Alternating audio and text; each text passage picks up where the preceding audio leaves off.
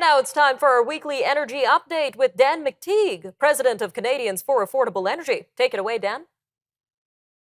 Well, thanks for that, Nima. Again, a very unusual week in gasoline and energy prices.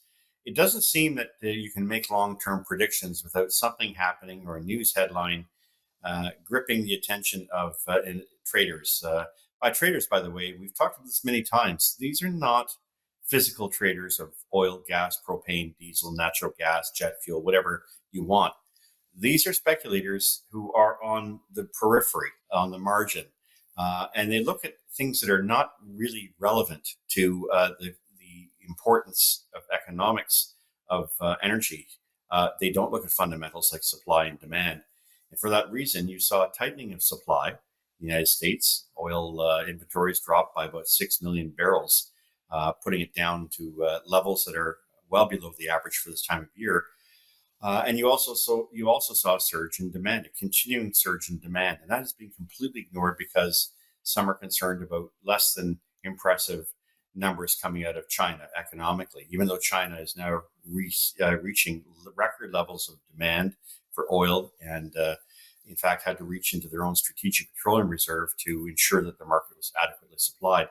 Then there's always the bedeviling question of which way the U.S. Fed and central banks are going to go on inflation, and banks themselves. So the liquidity and the concern about the stability of some U.S. banks. Anytime these things happen, it seems the market is zero focused on the irrelevant while completely ignoring the relevant.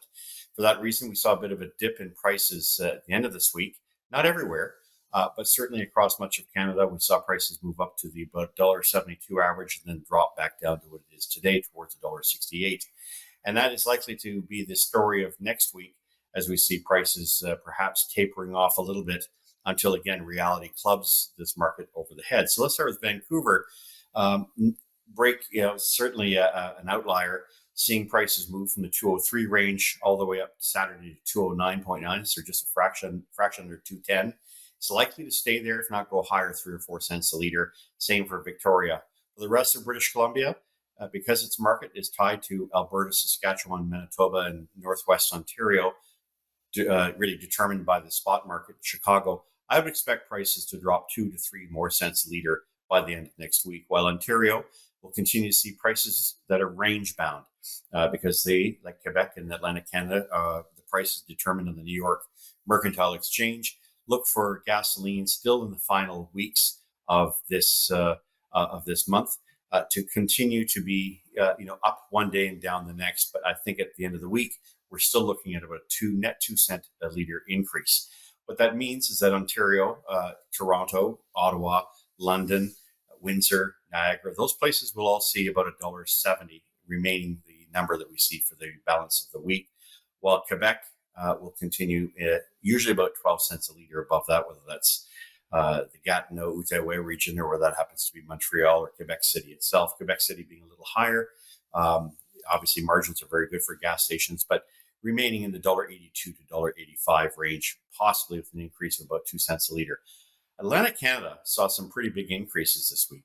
In the case of New Brunswick, Nova Scotia, and PEI, up 2 cents a liter, as we said would be the case last week. Diesel was up 3 cents a liter, while Newfoundland saw a almost 6 cent, just a little over a 6 cent increase, getting a lot closer to that $2 a liter range. That's about as high as it's going to be for the next couple of weeks. We could actually see that moving back down maybe 4 or 5 cents a liter, especially as we head towards the middle of September when we change the spec for gasoline from summer blends, which are more expensive to make, to winter blends. Nima, I've had a lot of people ask me what is the difference, and there are two components. In the summer, you use alkylates. That's a market. It's very expensive. You use it to boost octane, very much a property used in premium. In the winter, we use butane.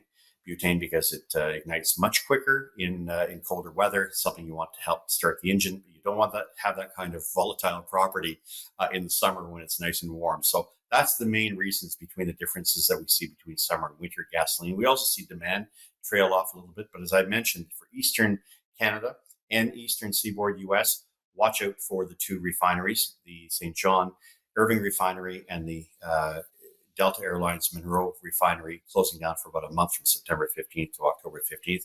And let's keep an eye on the U.S. Gulf Coast, because it looks like some storm activity could have a much greater impact this time next week. We'll talk to you then, Nima. I'll see you in 7 short days. And that was Dan McTeague with our weekly energy update.